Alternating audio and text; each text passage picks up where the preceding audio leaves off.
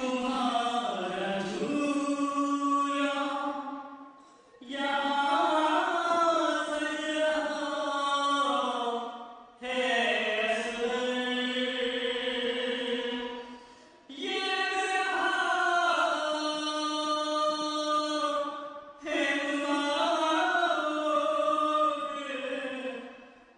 घुटनों चलकर।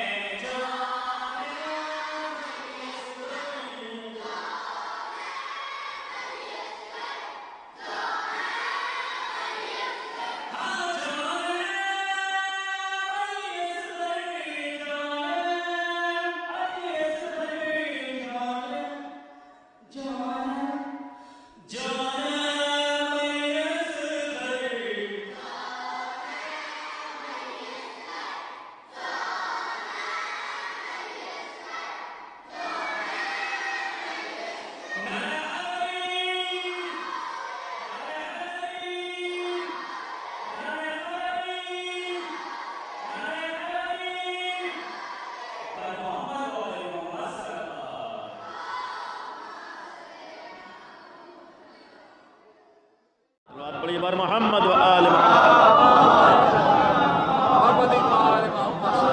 तो ये खुद एक सीरत है और ये एक हमारे लिए पैगाम है। जनाब अली असगर के सिलसिले में ये भी मालूम रहे कि हमारे यहाँ जो रवायत विलादत के सिलसिले में है और वो उस बुनियाद पर है कि करबला में जनाब अली असगर 6 महीने के थे, यानी शोहरत है 6 महीने अली असगर की विलादत है। लेकिन इसी महीने में यानी रजब में विलादत है, खुशी का मौका है जो गुजरा है महीना। और फिर करबला तक पहुँचते पहुँचते कमसिन थे, यानी बहुत ही, लेकिन दर हकीकत ये भी करबला में जनाब अली असगर का वजूद हुसैन इब्न अली के मिशन की हक़ानियत की बहुत बड़ी दलील बना है। यहाँ पर एक जुमला और अर्ज़ करूँगा कि ये काबिल गौर है कि जिस वक्त है कुरान का तो तमाम दुश्मनी को सामने लाकर इस बात का ऐलान कर रहे हैं कि अगर कुरान का सबसे छोटा सूरा दुश्मनों से उनकी शिकस्त का एतराफ़ ले रहा है तो करबला में भी शशमाहा मुजाहिद दुश्मनों से उनकी शिकस्त का एतराफ़ लेकर रहेगा। ये भी एक पैगाम था कि जहाँ पर जनाब अली असगर ने दुश्मनों से शिकस्त का एतराफ़ लिया है। बहुत से ऐसे अफराद थे जिनके लिए शायद करबला की जंग का फ़ैसला आसान नहीं था। यकीन रखिए करबला की जंग का फ़ैसला बहुत से अफराद के लिए आसान नहीं था।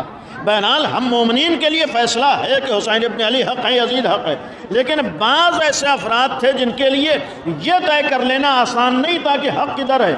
लेकिन जनाब अली असगर की शहादत सबब बनी है। जो लोग फ़ैसला नहीं कर पा रहे थे उन्होंने भी जनाब अली असगर को देख कर ये यकीन कर लिया है जिधर अली असगर होंगे उधर ही हक़ होगा और जो मुकाबले पर होगा वही बातिल होगा।